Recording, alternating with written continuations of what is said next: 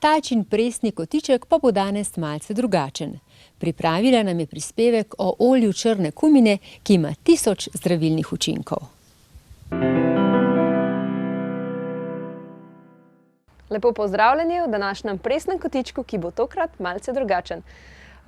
Odločila sem se, da bom malce povedala o črni kumini, ker to je res čudežna rastlina, katero so poznali že v času stare zaveze, saj od takrat izhajajo prvi zapiski. Že prerok Mohamed je rekel, da ta rastlina pozdravi vse razen smrti.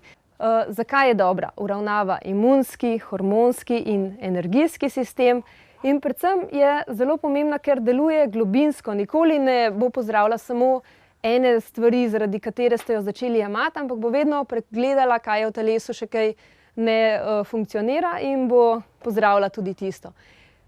Na kaj vse deluje? Deluje na kašelj oziroma na dihala, se pravi lajša težave pri kašlju, bronhitisu, astmi, oslovskemu kašlju. Potem zelo učinkovita je pri težavah s prebavili, spodbuja prebavo, deluje tako proti zaprtju kot pri driski in napenjanju, skratka pri vseh težavah, ki se porajajo v črevesju in deluje na popolnoma vse organe, ki sodelujejo pri prebavnem procesu. Potem deluje na kožo.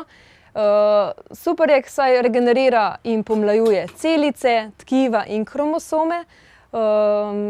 Potem pomaga pri ekcemih, raznih aknah, suhi koži, nevrodermitisu, alergijah. Torej koža jo ima zelo rada. Potem deluje tudi na lase, spodbuja rast, se pravi masiramo si olje črne kumine na lasišče. Srce je zelo hvaležno, saj semena vsebujejo ogromno magnezija, ki koristi srčni mišici. Vsebuje pa tudi cink, železo, mangan, selen, jod in baker.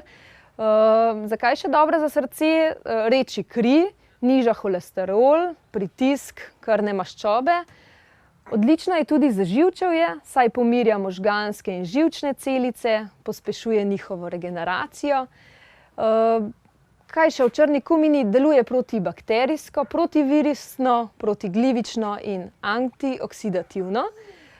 Deluje tudi kot lovilec radikalov, poleg tega odvaja vodo iz telesa in razstruplja telo. Za diabetike je tudi v bistvu zanimiva, saj omili simptome diabetisa. Potem ženske, če imate težave z bolečo menstruacijo, tudi to omili. Spodbuja nastanek mleka pri doječih mamah. Naj povem še to, da se črno kumino žanje 2-krat letno, se pravi iz 2 različnih letin se naredi izdelek.